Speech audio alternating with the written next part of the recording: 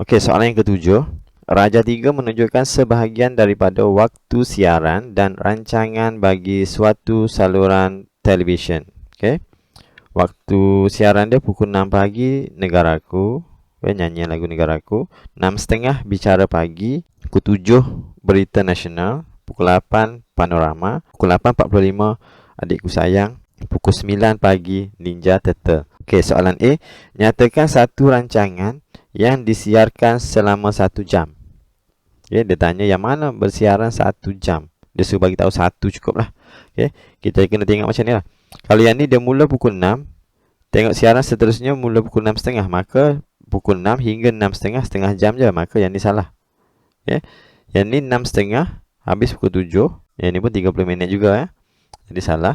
Yang ni Berita Nasional pukul 7, untuk cerita seterusnya mula pukul 8. Maknanya dia ambil untuk Berita Nasional dia mula pukul 7, semestinya habis pukul 8. Maka jawapannya adalah Berita Nasional. Okey, Berita Nasional. Okey, selain daripada tu ada lagi tak? Okey, ni salah, ni pun salah. Okey, satu tu je lah. Jawapannya pun memang ada satu tu je. Okey, soalan yang kedua. Hitung jumlah tempoh siaran rancangan Negaraku dan Panorama. Okey, Negaraku, kalau ikutkan pengiraan tempoh, ingat formula ni lah. Okay, kali ni formula ATM maktam sama dengan sini T ni tambah, yang ni bukan T, tolak. Okay, ATM maktam tambah tolak. Okay, A ni apa? A ni waktu akhir, M tu adalah mula, waktu mula, T adalah tempoh. Okay, kalau nak cari macam soalan ni suruh cari tempoh, ni T lah, akhir tolak mula. Maknanya kalau Negaraku habis 6.30, dia mula pukul 6, maknanya akhir tolak waktu mula lah. Tapi kalau kita boleh congak, nombor tu kecil je, boleh congak, boleh terus tulis lah 30 minit. Okay, tapi kalau nak kira juga, boleh tulis 6 untuk Negaraku, 6.30 dia habis. Okay, waktu akhir. Okay, akhir tolak mula. Dia mula pukul 6, tolak, terdapat 3.30. Ni kalau ikutkan, kalau kita buat T, sini jam, sini minit, maka 30 minit lah. Ni dapat 30 minit. Untuk Panorama, kalau kita lihat sini Panorama, dia mula pukul 8, habis 8.45. Kalau nak kira boleh, kalau tak nak kira boleh congak, memang dapatkan 45 minit je tu. Okay, tapi kalau nak tunjuk pengiraan macam ni, dia habis 8.45, dia mula pukul 8. Okay, tolakkan. Okay, dapat 45 minit lah. Okay, nak buat T, sini jam, ni 45 minit. Maka dia tanya jumlah ni kena tambah lah, jumlah tempoh. Maka 30 minit tambah dengan 45 minit. 0 tambah 5, 5. 3 tambah 4, 7. Okay, 75 minit. Tapi kalau dia lebih daripada 60, kita kena tolak 60 lah, tambah 1 kat sini. Okay, kenapa tolak tambah 1? Kita ambil 60 minit ni tukar kepada jam, jadi 1 jam. Itu maksud dia. Okay, maka jawapan dia 1 jam 15 minit.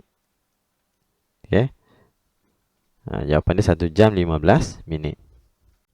Okay, soalan C. Sepanjang rancangan Bicara Pagi, iklan disiarkan beberapa kali. Okay, maksudnya kalau kita lihat kat sini, Bicara Pagi ni daripada 6.30 hingga pukul 7. Okay, sepanjang tu ada 30 minit lah kan. Dia bersiaran selama 30 minit. Okay, jadi sepanjang siaran dia tu, jumlah masa iklan-iklan disiarkan selama 3 minit. Okay, maknanya dalam sepanjang tempoh 30 minit siaran Bicara Pagi, ada iklan selama 3 minit. Tapi bukannya satu iklan, ada beberapa iklan kan. Ada beberapa kali ni, ada beberapa kali. Okay, dan jumlah masa kalau kita tambah semua iklan tu dapat 3 minit. Okay, tempoh masa setiap iklan disiarkan ialah 45 saat. Setiap iklan tu 45 saat. Berapa kalikah iklan disiarkan sepanjang rancangan itu? Okay, jumlah dia kalau kita tambah dapat 3 minit. 3 minit ni mula-mula kita tukar kepada saat lah, sebab pengiraan kita kat sini saat. Kita tak boleh tukar ke unit yang besar. Lebih baik kita tukar kepada unit yang lebih kecil. Okay, 1 minit 60 saat. Maka kalau 3 minit kita boleh congak terus dapat 180. Ataupun kalau nak tunjuk pengiraan, 60 darab 3 lah. 3 darab sifar 3 darab 6, 8, 18. Maka 180 saat. Selepas tu soalan tanya berapa kali iklan. Okey, kalau kat sini kalau ikut pengiraan kita bahagilah 180 saat ni bahagi dengan setiap iklan ada 45, dia ambil masa selama 45 saat. Okey, bahagi 45. Maka 1 bahagi 45 tak boleh, 18 masih lagi tak boleh. 180 4 darab 45 180. Okey. Maka ada berapa kali iklan? 4 kali. Soalan tanya berapa kali iklan disiarkan? 4 kali iklan. Tulis 4 saja pun boleh lah. Okey, seterusnya soalan yang ke-8. Okey, soalan yang ke-8 ni dia tanya, jadual 2 menunjukkan isi padu susu dalam 3 bekas R, S dan T. Okey, isi padu dia untuk bekas R 2.5 liter, S 0.75 liter, S 0.75 liter, T 3.07 liter. Okey, soalan yang pertama. Soalan A, hitung jumlah isi padu susu dalam ketiga-tiga bekas itu. Dia tak sebut kat sini dia nak dalam unit apa. Okey, kata kunci dia sini adalah jumlah. Jumlah ni sama ada darab atau tambah. Tapi kat sini ada unit yang sama, maka operasinya adalah tambah lah. Okey, ke 2.5 liter tambah dengan 0.75 liter tambah dengan 3.07 liter. Okey, sini letak sifar lah. Tak jauh sikit. Okey, tambah 7 tambah 5 12. 7 tambah 5 12 tambah 1 3 13. 3 4 5 6. Letak titik, unit sama. Okey. Soalan yang kedua, jumlah isi padu susu dalam bekas R dan S dituang sama banyak ke dalam 5 botol. Jumlah kat sini maknanya kita kena tambah R dan S. Kemudian dituang sama banyak, sini operasi bahagi 5. Okey. Hitung isi padu setiap. Setiap ni 1, maknanya setelah kita dah bahagi 5 lah. Okey, bekas R adalah 2.5, S 0.75 liter. Okey, tambahkan. Dia tak sebut nak dalam unit apa, maka kekalkan liter pun tak apa. Okey. Dituangkan ke dalam 5 botol, maknanya 3.25 liter bahagi dengan 5 lah. Okey, sifar 3 nak bahagi 5 tak boleh, sifar 32 ambil 30 iaitu 6. Okey, titik ni letak kat sini. Okey, tolakkan 2 turunkan 5, 25 atas pun 5 darab 5 25. Okey, maka jawapannya 0.65 liter. Okey, untuk soalan yang ke-9, carta pai menunjukkan peratusan murid mengikut kelab di sebuah sekolah. Jumlah murid di sekolah itu ialah 500 orang. Ini jumlah murid. Kita highlight sikit lah kat situ. Okey, peratus ni 20, 10, 30, 40. Semua dah ada. Soalan dia tanya, tulis nama kelab yang mempunyai paling ramai ahli. Kalau paling ramai ahli, tengok peratus paling tinggi. Dia suruh tulis nama kelab. Maka kelab bahasa. Okey, kelab bahasa lah paling tinggi.